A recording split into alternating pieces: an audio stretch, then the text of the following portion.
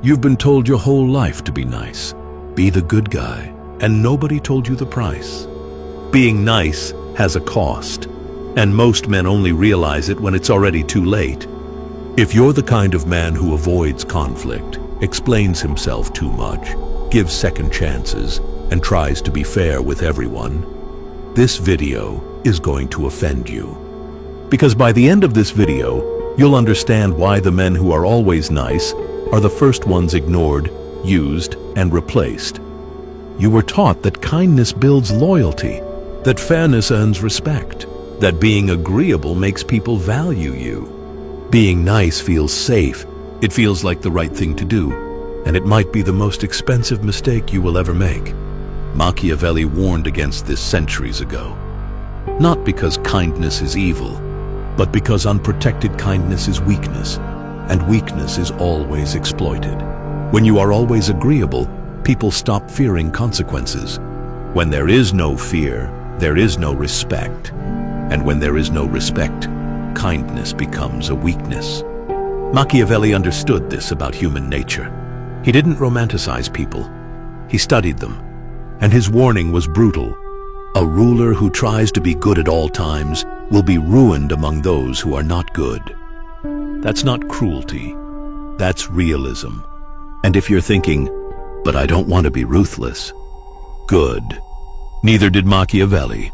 What he warned against was something far more dangerous: being harmless. Because harmless men don't get betrayed loudly. They get drained quietly. And here's the trap. The nicer you are, the more people feel entitled to you, your time, your attention, your forgiveness. And when you finally push back, they act shocked. They call you cold. They say you've changed. No, you stopped bleeding for free. Before we go further, pause for a second. Think about the last time you let something slide. The last time you stayed quiet to keep the peace. Did it bring you peace? Or did it teach people how far they could go with you? Machiavelli observed this pattern clearly. He wrote, in essence, that men are quick to forget benefits, but slow to forget fear. Not because they are evil, but because they are human. And if you misunderstand human nature, you don't become virtuous. You become vulnerable. Let me ask you something uncomfortable. Have you ever noticed how the more understanding you are, the more people push you? The more patient you are, the more they delay respecting you. The more forgiving you are, the more they feel entitled to cross your boundaries. That's not bad luck. That's cause and effect. Here's the harsh truth nobody wants to say out loud. People don't respect what they don't fear losing. They don't value what never pushes back. And they don't protect someone who refuses to protect himself. The world does not reward kindness. It rewards leverage. And every time you choose niceness over self-respect, you quietly hand your leverage away. You think being nice keeps you safe. It doesn't. It makes you predictable. You think being nice earns loyalty? It doesn't. It attracts people who need something from you.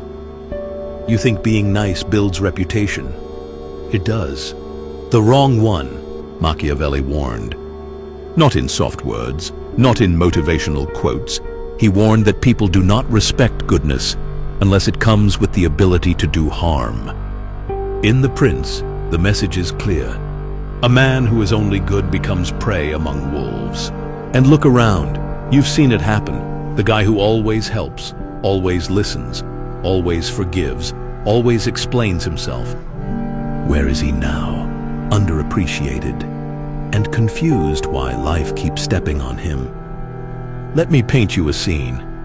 You say yes when you want to say no. You stay quiet when you should speak. You tolerate disrespect to keep the peace. And slowly, something shifts. People interrupt you. People push boundaries. People assume access to your time, your energy, your effort. Not because they're evil, but because you made it easy. I'm going to expose the hidden cost of being nice. The one that destroys authority before you even realize it's gone. Stick around. Because this is where most men lose control of their own lives. This is where it starts to get uncomfortable.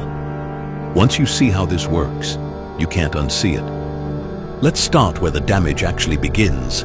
The nice man believes respect will come if he proves he is good enough. The world works the opposite way.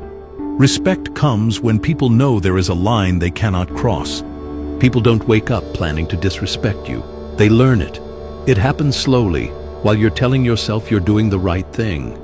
Every time you tolerate disrespect without response, you teach people your limits. Every time you forgive without consequence, you show them the cost of crossing you is low. Every time you soften your boundaries to avoid tension, you lower the cost of crossing you. And human beings respond to incentives, not intentions. Marcus Aurelius said, "You can be kind without being weak." But most people miss the second half of that lesson. Kindness without firmness is self-betrayal. Here's the harsh reality.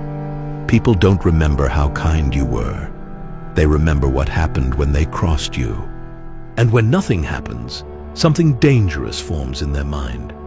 They stop seeing you as a person with boundaries. They start seeing you as a resource. Someone to lean on, someone to interrupt, someone to borrow from, someone to dump problems on, someone to ignore when it's inconvenient. You become useful, not respected. And usefulness without authority is a trap. A late reply you excuse, a promise broken that you rationalize, a boundary crossed that you forgive without correction. You tell yourself you're being mature, but what you're actually doing is removing friction. And where there is no friction, pressure builds. People don't respect what costs them nothing. Seneca warned about this long before modern psychology existed. He said, "He who is too eager to forgive invites injury." Not because forgiveness is wrong, but because forgiveness without correction teaches people there is no cost, and human behavior follows incentives. Machiavelli understood that power depends on perception, and perception is shaped by consequences. If there is no consequence for crossing you, your words lose weight. Your silence stops being respected. Your presence stops commanding attention. And here's the part most people miss. Niceness doesn't prevent conflict. It delays it. It compounds it. Until one day, the disrespect isn't subtle anymore. It's open, public, and by then, correcting it costs 10 times more than it would have earlier. This is why Machiavelli advised rulers to set boundaries early. Not loudly, but clearly. Because once people learn they can cross you safely, reversing that belief is painful. Here's where most people get it wrong. They think respect is something you earn by being good, by being understanding. That's a lie. Respect is learned through boundaries, and niceness erases them. When you let things slide early, you don't look mature. You look negotiable. Every time you excuse bad behavior, you teach people what they can get away with. Every time you stay silent when something crosses a line, you send a message louder than words. You're telling them, this is allowed. And once something becomes allowed, it becomes expected. This is why nice people feel shocked later in life. They say things like, "I don't understand how this happened. I was always good to them. I never did anything wrong." Exactly. You never did anything. You are constantly managing other people's comfort while slowly abandoning your own. And the moment you finally speak up, they look at you like you are the problem. Why? Because you trained them. You taught them a version of you that never pushes back. So when you finally do, it feels like betrayal to them. But it isn't betrayal. It's correction. And correction always feels aggressive to people who benefited from your silence. Machiavelli put it bluntly. Men forget favors faster than they forget punishments. Not because they're ungrateful, but because consequences leave an imprint. And if this part is uncomfortable, good. that means you're seeing the pattern. Because next, we need to talk about the hidden psychological cost of being nice. The one that doesn't just affect how others treat you. It changes how you see yourself. And that's where real damage begins. Before we go further, pause for a second. If you're still watching, you're not like most people. Most people quit when truth starts getting uncomfortable. They scroll. They distract themselves. They avoid it. But you stayed. And that tells me something uncomfortable about you. You've felt this cost before. You just didn't have the words for it. Here's the harsh truth. Being nice doesn't just drain your leverage. It slowly erases your identity. Not overnight, not dramatically. It happens in moments you call normal. Let me show you how. You start saying yes when you want to say no. Not because you agree, but because you don't want tension. You start laughing at jokes that disrespect you. Not because they're funny, but because silence feels awkward. You start explaining your decisions to people who don't even respect you, just so they won't misunderstand you. And every time you do this, something inside you contracts. You feel it later, in quiet moments, at night. That irritation, that sense you're being pulled in directions you never chose. And that's the dangerous part. Marcus Aurelius warned, the soul becomes dyed with the color of its thoughts. If your thoughts are always, let it go. Don't cause trouble.